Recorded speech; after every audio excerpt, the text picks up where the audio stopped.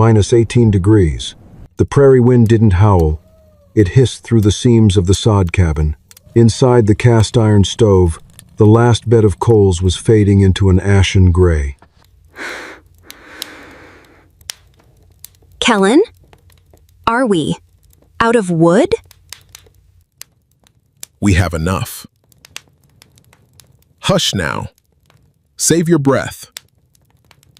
But he didn't reach for the sappy, green cottonwood logs in the corner.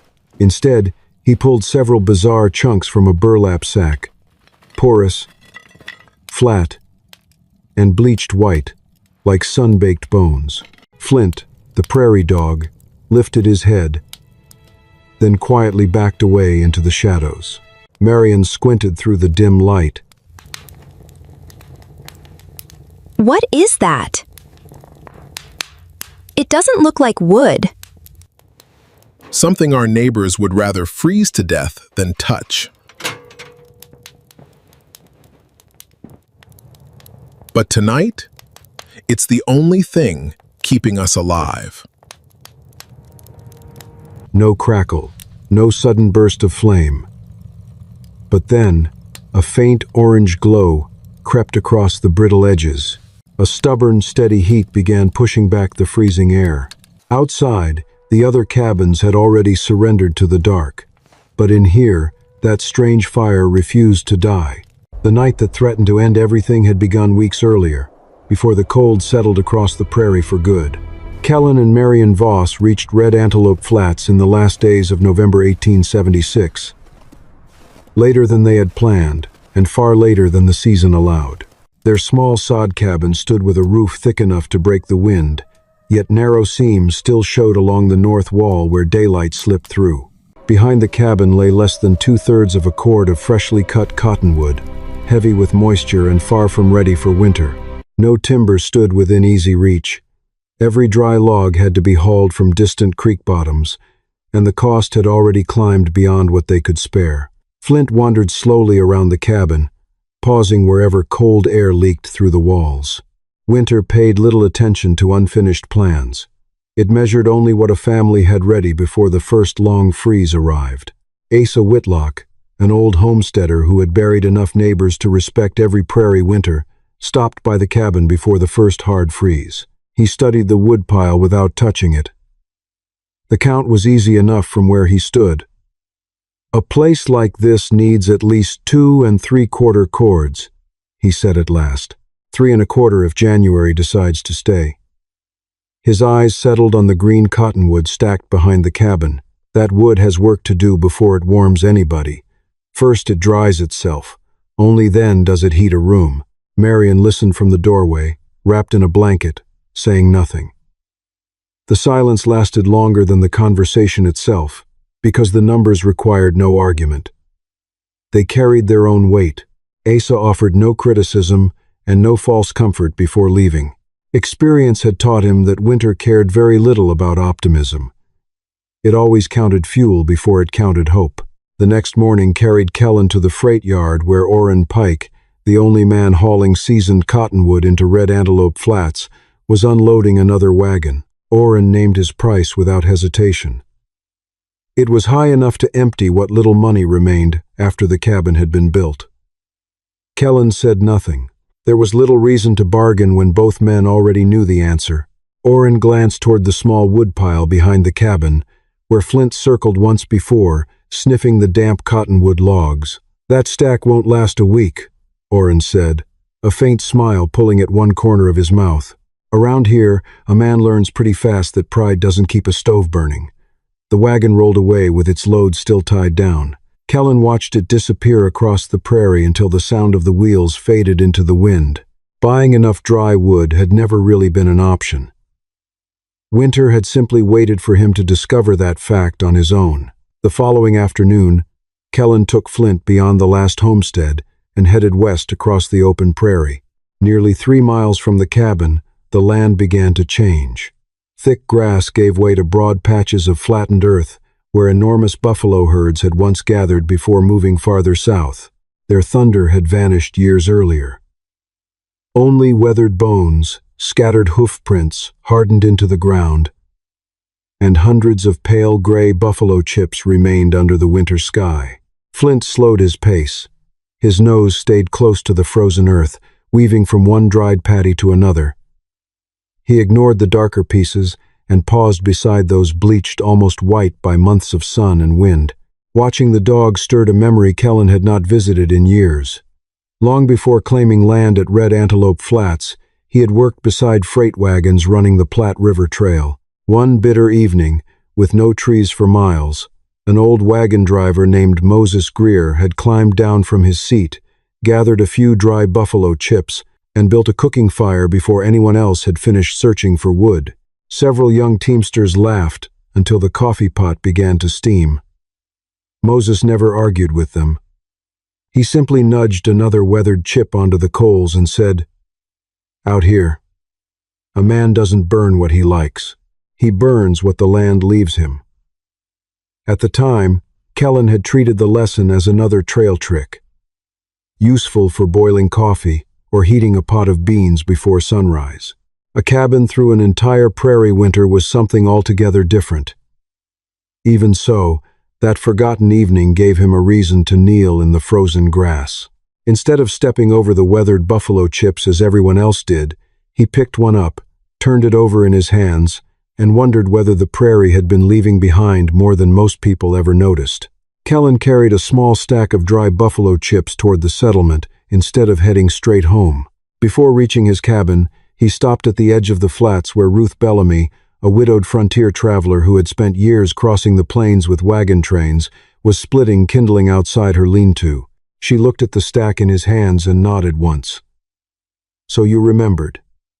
Kellan mentioned the lesson Moses Greer had given him years earlier. Ruth smiled faintly. She had known men like Moses, practical people who learned from the prairie because they had no other teacher. "They burn for a reason," she said, picking up one of the weathered chips. Buffalo lived on prairie grass. Even after it passed through the animal, those plant fibers never disappeared. Sun and wind finished the rest. Dry enough, those fibers will catch and hold a fire. She snapped the chip cleanly in half. "The outside can fool you. The center was pale from edge to edge. If the middle stays damp, the fire wastes its strength driving water out before it makes heat. That's when the smoke comes." She handed the broken piece back. Out on the trail, smoke drifted away. Inside a cabin, it stays with you. Her expression turned serious as Marion came to mind. A coffee pot over an open fire isn't the same as keeping a woman with weak lungs alive through January. Smoke will take her long before the cold does. Kellan looked down at the broken chip in his hand. Moses had shown him that buffalo chips could burn. Ruth had just explained the harder part. Burning them was only the beginning. Keeping a cabin warm without filling it with smoke would require something far more disciplined than a campfire on the open prairie. The first trial began before sunrise the next day. Kellan arranged several buffalo chips inside the cast-iron stove exactly as he had seen Moses do years before. Ruth's warning stayed in his mind, yet he trusted the dry, brittle edges more than he should have. For a few seconds, the fire looked promising. Then everything changed. Instead of burning cleanly, a thick ribbon of black smoke rolled upward before spilling back into the room. A sharp, bitter smell followed. Hidden moisture deep inside several chips was turning into steam, stealing heat before the fuel itself could burn. Flint stood at once, the dog backed toward the door, ears lowered, unwilling to stay near the stove. Across the cabin, Marion coughed into her blanket. The sound was quiet, but it cut deeper than any criticism could have. Kellan crossed the room in 2 long strides and pulled the door open. Freezing prairie air rushed inside, carrying the smoke away while stripping the little warmth they had managed to build. He used the fire poker to drag a half-burned chip onto the hearth and broke it apart. The outside had become white and fragile. The center was still dark. Ruth had been right. The fire had spent its strength fighting hidden moisture instead of warming the cabin. No explanation was needed. The mistake lay in his hand, and Marion had already paid the first price for it. The failed fire changed the work, but it did not end it. Every buffalo chip Kellan gathered afterward had to earn its place before reaching the stove. He snapped each one in half, listening carefully as the pieces broke apart. The driest chips cracked with a sharp, hollow sound and felt surprisingly light in his hands. Others bent slightly before giving way. Their centers stayed dark, heavier than they looked, carrying a damp, earthy smell that no winter wind had fully taken away. Soon, he stopped judging them by appearance alone. The pale, weathered pieces became sun-gray. Those went into one pile. Anything with a brown core went into another and never reached the cabin fire. Marian watched the growing stacks without offering advice. Instead, she found scraps of canvas and quietly stitched them into storage sacks. One held fuel ready for the stove. The other waited for chips that still needed more time. Outside, Kellan built a simple drying rack beneath the roof overhang, raising it 22 inches above the frozen ground. Air could pass freely underneath while drifting snow stayed below the fuel. The prairie wind had caused part of the problem, yet he began using that same wind to finish the drying instead of fighting it. Flint seemed to make his own choice. He curled beside the sacks filled with sun-gray chips and ignored the others. Little by little, buffalo chips stopped looking like scattered waste left behind on the prairie. They became material that demanded patience, careful sorting, and steady discipline before they could ever be trusted with a family's winter. The careful sorting paid off sooner than Kellan expected. The next batch of buffalo chips was dry from edge to center, and this time he opened the stove draft much wider. Fresh air rushed beneath the fuel. The chips caught quickly, their pale surfaces glowing bright instead of filling the cabin with smoke. For several minutes, the little cabin felt almost comfortable. Marian lowered her blanket for the first time in days. Flint stretched beside the stove, enjoying the sudden warmth. Then the fire raced ahead of itself. Buffalo chips were filled with tiny spaces left by dried prairie grasses. With the draft opened too far, oxygen flowed through those natural air pockets and fed nearly every surface at once. Instead of burning slowly from the edges inward, the entire fuel bed began disappearing together. The heat climbed fast. It vanished just as quickly. By late afternoon, the stove was asking for more fuel again. Kellan counted what had already been burned and worked the numbers through his head. At that pace, the cabin would consume nearly 100 buffalo chips every day. The prairie held plenty of old buffalo trails, but not enough to waste fuel that carelessly through an entire winter. The lesson was impossible to ignore. A hotter fire did not necessarily mean a warmer season. It only meant the supply disappeared sooner, while the cold patiently waited for the next load of fuel. The disappointing numbers sent Kellan back to the stove, instead of back to the prairie. The fuel itself was no longer the biggest problem. Its behavior was. He sifted cold ashes from previous fires, mixed them with dry alkali clay and a handful of brittle prairie grass, then spread the mixture across the bottom of the firebox. Before lighting another batch, he narrowed the air opening beneath the grate. What had been a gap about 2 fingers wide became no wider than his thumb. The difference appeared slowly. Fresh buffalo chips no longer flared across their entire surface. The layer of ash softened the fire, while the smaller draft admitted only enough air to keep the coals alive. Instead of racing through the fuel, the burn crept inward from the edges. A steady bed of glowing embers remained beneath each new layer. Marian paid attention before Kellan spoke. The cabin carried far less smoke, and every breath came easier than the day before. Flint left the doorway and settled beside the stove again, resting without lifting his head every few minutes. That evening, Kellan counted the fuel once more. The stove now consumed between 52 and 60 buffalo chips a day, nearly half the previous rate. For the first time, the figures gave him something winter had not offered since they arrived.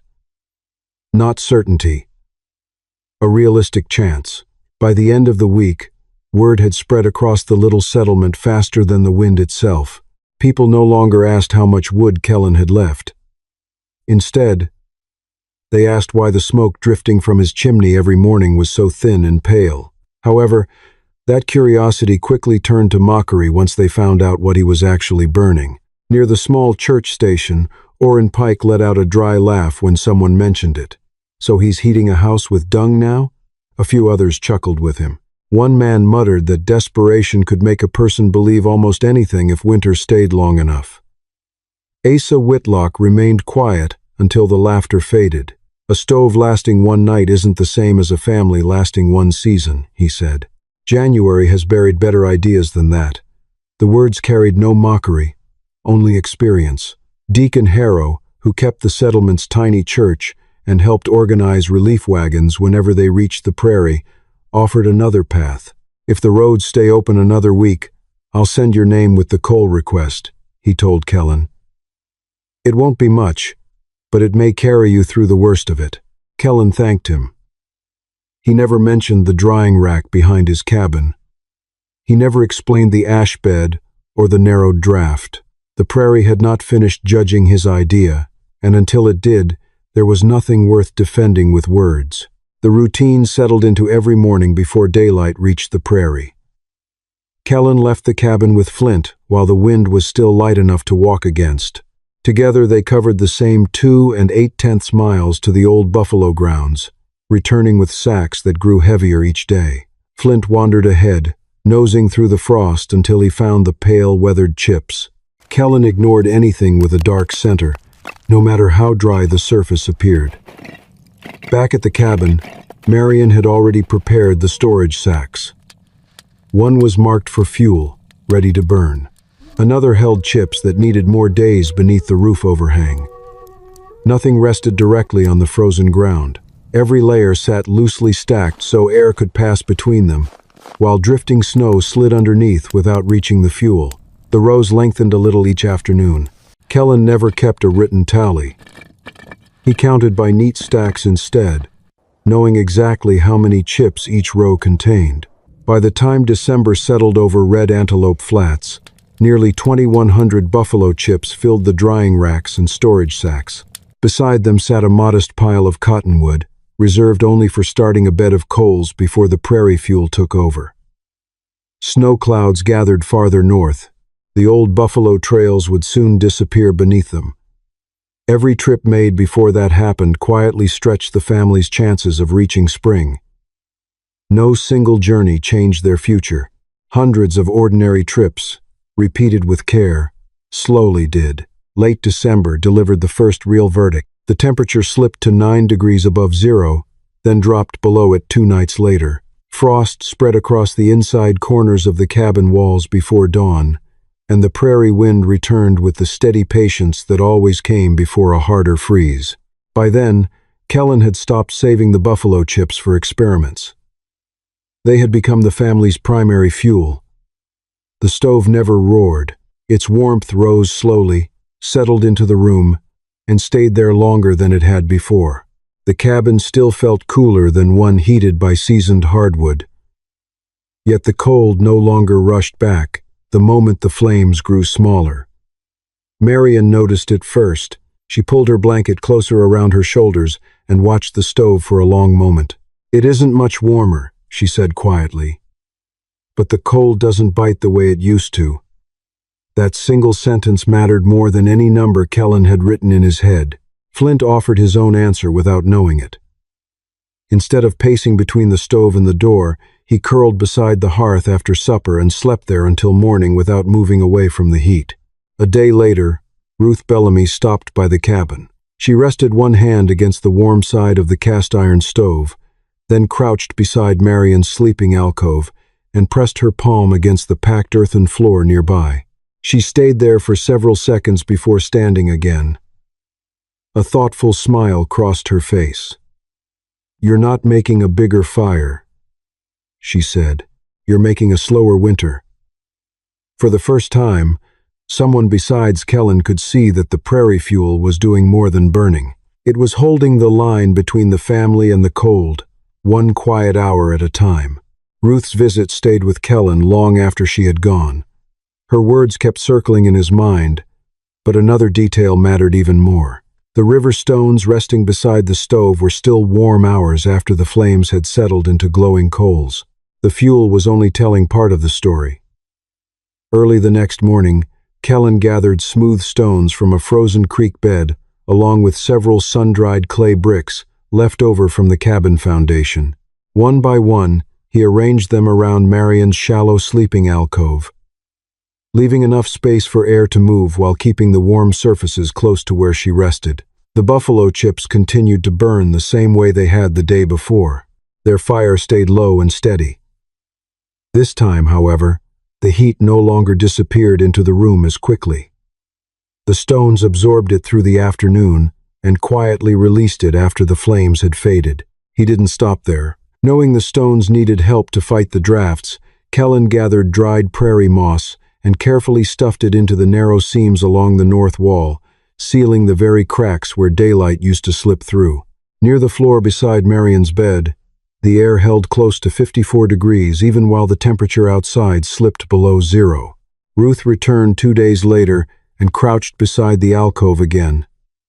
Instead of touching the stove first, she placed her hand against one of the river stones. It was still warm.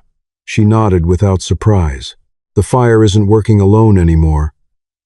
Kellan had not found more fuel. He had found a way to keep each piece of fuel working longer. That evening, Flint curled into the narrow space between the warm stones and the foot of Marion's bed. Nothing in the cabin announced success. Yet the cold took longer to reach her than it had the week before. And that quiet difference was worth more than a brighter flame. January arrived with a different kind of danger. The temperature barely changed, yet the prairie wind did. Instead of sweeping across the open ground in broad gusts, it began striking the cabin from a lower angle, slipping beneath the roofline before curling around the chimney. Nothing looked unusual outside, but the stove answered first. Smoke hesitated. Then it rolled back into the room. Flint sprang to his feet with a sharp bark and retreated several steps from the hearth. Marion covered her mouth as a dry cough broke the silence. Within seconds, the clean-burning system that had worked so well the week before became almost impossible to breathe around. Kellan dropped to one knee beside the stove, instead of feeding it more fuel. The burn bed was still working exactly as it should. The problem wasn't inside the firebox. It was above it. Outside, he watched the smoke flatten against the wind before being forced downward. The chimney had lost its draft because the air no longer approached from the same direction. Nature had introduced a new variable without changing the fuel at all. He searched the shed and found an old sheet of tin, roughly 11 by 14 inches, left over from a broken wagon box. After cutting and bending it into a simple wind baffle, he fastened it to the windward side of the chimney and narrowed the stove's air opening slightly once more. The next stream of smoke climbed straight into the winter sky. Relief came quietly, but so did another lesson. A good fuel alone could never guarantee survival. Every part of the system had to work together, and the prairie only needed one weak point to turn warmth into danger. The change in the chimney did not stay secret for long. People noticed that smoke still rose from Kellan's cabin every morning, even after the latest cold spell tightened its grip on the prairie. Before long, Caleb Rusk, a young homesteader living 2 cabins east of Kellan's place, decided there was no reason to ask questions when the answer seemed to be lying across the old buffalo grounds. He gathered armfuls of buffalo chips that afternoon. Unlike Kellan, he judged them by color alone. Many still held damp, dark centers hidden beneath their weathered surfaces. Without giving them time to dry, Caleb loaded them into his stove and nearly closed the draft, believing a slower flow of air would trap more heat inside the cabin. It did exactly the opposite. The weak fire struggled for air while the damp fuel released heavy steam. Thick smoke spilled from the stove joints and drifted across the single room. Tessa Rusk, Caleb's wife, pulled the front door open in panic. Their 2 young children stumbled into the freezing air, coughing so hard they could barely catch a full breath. The news reached Kellan before sunset. He looked toward the drying racks outside his cabin. The rows of carefully prepared fuel were shrinking faster every day under the endless cold. Marion followed his eyes without saying a word. She understood what he was measuring. Helping Caleb would cost more than buffalo chips. It would mean sharing the knowledge that had taken weeks of mistakes to earn, while giving away part of the fuel reserve that still stood between their own family and the rest of the winter. Kellan waited until dawn before making his decision. He counted out 140 sun-gray buffalo chips from his own supply, tying them into 2 canvas sacks. The number bothered him. Every piece carried away from his drying racks narrowed the margin that still protected Marion through the weeks ahead. Flint followed as he crossed the frozen prairie toward the Rusk cabin. Caleb met him outside, his face carrying enough embarrassment that no apology was necessary. Kellan set the sacks on the ground without mentioning them. Instead, he walked straight to the stove. The first armful of damp buffalo chips went back outside. Next came the draft. Kellan opened it until the fire could breathe again, then spread a thin layer of sifted ash across the firebox before adding only a few fully dried chips. He showed Caleb how to break each piece apart before trusting it. A clean, pale center. A sharp crack. A light weight in the hand. Those signs mattered far more than the color of the surface. When fresh smoke drifted upward, Kellan pointed toward the chimney instead of the flames. "Watch the smoke," he said quietly. "Then watch the coals." The smoke gradually thinned. The embers settled into a steady glow instead of a bright blaze. Outside, the 2 men built a simple drying rack from fence rails, lifting the remaining buffalo chips well above the frozen ground, where wind could finish what time had not. Back at their own cabin, Marion stood beside the storage sacks after Kellan left. One by one, she counted the shortened rows in silence before tying each canvas bag closed again. The stove inside the Rusk cabin was finally burning the right way. Whether the smaller fuel reserve at home would still carry her own family through the rest of winter remained a question only the prairie could answer.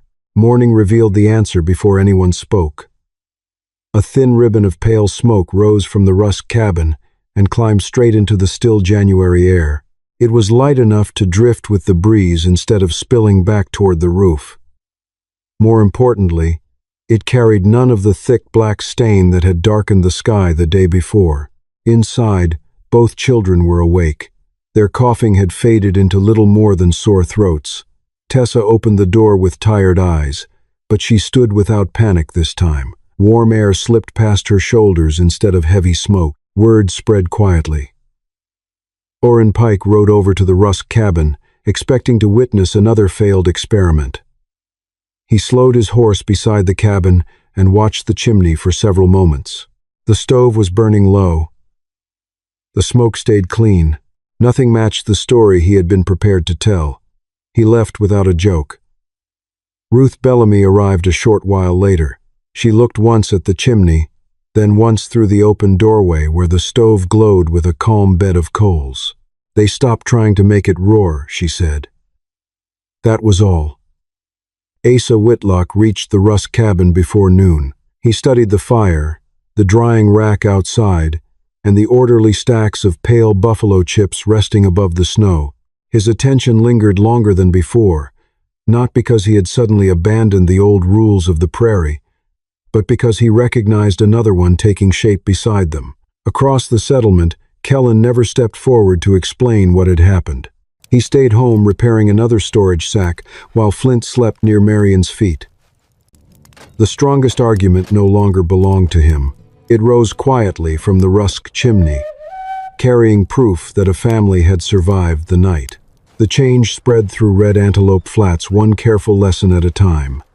A few mornings after the Rusk family recovered, Asa Whitlock arrived at Kellan's cabin, carrying a canvas sack filled with buffalo chips. He poured several onto the ground without saying a word. "Show me which ones you'd keep." He broke one chip cleanly in half, handed another back to Asa, and let the old homesteader compare the pale center with a darker one that still held moisture. Before long, Asa was sorting them correctly on his own. The knowledge moved farther than the fuel ever could. Deacon Harrow opened the little church storage shed to families with the smallest wood piles. Instead of filling it with loose buffalo chips, they stacked carefully dried fuel inside, separated from pieces that still needed more time beneath the wind. The building became less a warehouse than a place where good habits were protected before the fuel ever reached a stove. At Kellan's cabin, Marion and Ruth quietly showed other women how to test each chip. They listened for the sharp crack, checked the color of the center, felt the weight in their hands, and learned that drying mattered as much as gathering. Outside, Kellan helped the men adjust stove drafts, spread thin ash beds across fireboxes, and place river stones where the warmth could linger long after the flames settled into coals. One afternoon, Flint wandered toward the old buffalo grounds and stopped beside a familiar wagon. Orrin Pike was there. He bent down, picked up a weathered buffalo chip, turned it over in his hands, and dropped it into his sack with the rest. No apology followed. None was expected. The laughter that had once followed Kellan's chimney gradually disappeared from the settlement. Work replaced it. People no longer believed they had been saved simply by burning buffalo chips. They understood that survival came from respecting the entire system, choosing the right fuel, drying it patiently, controlling the draft, protecting the coals with ash, and storing heat instead of wasting it. The prairie had accepted those lessons long before anyone living there did. By the middle of February, the prairie finally began to loosen its grip. The worst winds had passed. Bitter nights still returned from time to time, but they no longer lingered for weeks. Kellan noticed the change first in his daily count. During the hardest stretch of winter, the stove had consumed nearly 75 buffalo chips each day. Now the number settled between 48 and 55 without leaving the cabin cold. The system had found its rhythm. Marion spent longer hours on her feet, moving about the cabin without the coughing fits that had once followed every breath of smoky air. Flint no longer pressed himself against the stove through the night. More often, he slept beneath the edge of the bed, stretched out in quiet comfort, instead of curling tightly against the cold. Nothing changed about the way Kellan tended the fire. He still laid each buffalo chip onto the glowing coals one at a time. The ash bed remained in place. The draft stayed carefully adjusted. The river stones continued storing warmth after the flames settled. Habit had replaced experimentation because the prairie had already delivered its verdict. Across Red Antelope Flats, conversations sounded different than they had in November. People stopped asking how many cords of wood a family had stacked before winter. Instead, they asked whether the buffalo chips were dry all the way through, whether the chimney was drawing cleanly, and whether the heat bank had been placed where it would do the most good. However, no one harbored the illusion that the prairie would provide this fuel forever. The massive buffalo herds were gone for good, and those weathered chips would eventually run out. Because of this, as soon as the ground thawed, the men in the settlement began hauling green cottonwood, giving the fresh logs a long summer to dry out completely. Beneath the roof overhangs, a dual reserve took shape. Cords of dry, splitting wood stacked right alongside rows of pale buffalo chips. No matter what fuel they burned, the lesson of patience and controlling the fire remained the same. No one called Kellan a hero. He never expected them to. When spring finally began pushing winter back across the prairie, the cabins still held living families, steady fires, and quiet breaths. Nature had never argued against his idea. It had simply tested every part of it. The families who reached the end of that season did so for one simple reason. They had learned that surviving winter was never about building the biggest fire. It was about making every degree of warmth stay just a little longer before the cold could claim it.